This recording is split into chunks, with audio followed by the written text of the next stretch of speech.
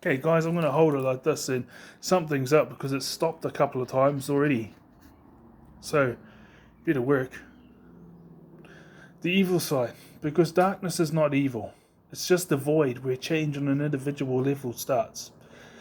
So it starts with the individuation process and leads into a fully individualized person, whilst the light side begins with knowledge, or should I say societal knowledge on a spiritual level, because that's in reference to a communal setting.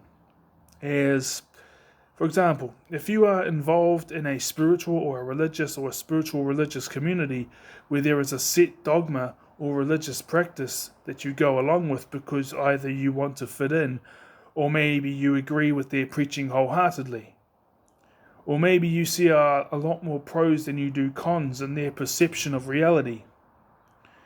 Because let's be honest, spirituality is reality. We are spiritual beings. I have known this ever since I was a child, but this is something so vitalizing to say, even to remember, and especially to dwell upon.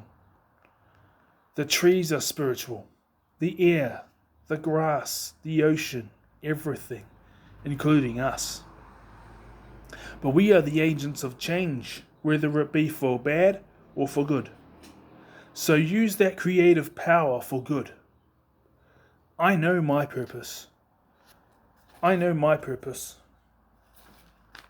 My purpose is to be a source of inspiration by breaking through all the barriers I've had to deal with in my life and treating people accordingly, based upon their character and not on if they are doing better than me or not. You reap what you sow, and life goes around in cycles. Sorry you guys can't see my body language here, but I just get sick and tired of going back and forth, to get it. Chapter 4 of 7. What is my purpose? Well, I told you my purpose in the previous chapter, and that is to be a source of inspiration by breaking through my barriers, all the barriers I have had to break through and continue to break through. These are the barriers that I have had to deal with my whole entire life, and to always treat people based upon their character and not based upon if they are doing better than me or not. You reap what you sow, and life goes around in cycles. Just like I said in the previous chapter, you need to keep pursuing, keep living out your purpose so that you may conquer depression, anxiety, self-hatred, low self-esteem, anger, frustration, and confusion. The medicine for the healer is healing those who are willing and ready to heal. Well, to help guide the way. You know what I mean? You have knowledge and guidance, it's up to them to heal. But you're there for them, Judge people by their actions, attitudes, and words in all and every situation.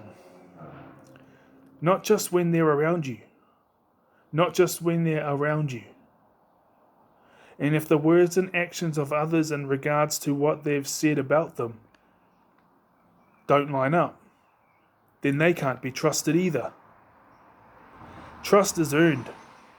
Now, first and foremost, trust your gut, because your gut is the best guidance that you could ever have. It retains all the memories of your life, but not only all the memories and feelings associated with those memories from your life specifically, but also you carry the DNA of all of your ancestors. Trust your gut. Your purpose will help you beat your inferiority complex, because even though there has been massive gaps in your development and your relatives may have talked down to you your whole life, suicide is not an option. Keep your head up and keep going strong, and be very thankful to your family and friends. They are awesome people, the ones who support you. Chapter 5's got a lot of swearing in it, so just letting you guys know. It goes for 3 pages, then we got 2 more after that. 7 chapters in this. We've read 4, 3 to go. Chapter 5. Suicide is not an option. Suicide is not an option. I think about suicide every day, but I also think about raising a family, attracting a beautiful woman, maintaining that relationship, and I also think about becoming rich. Although I think about suicide nearly every day, what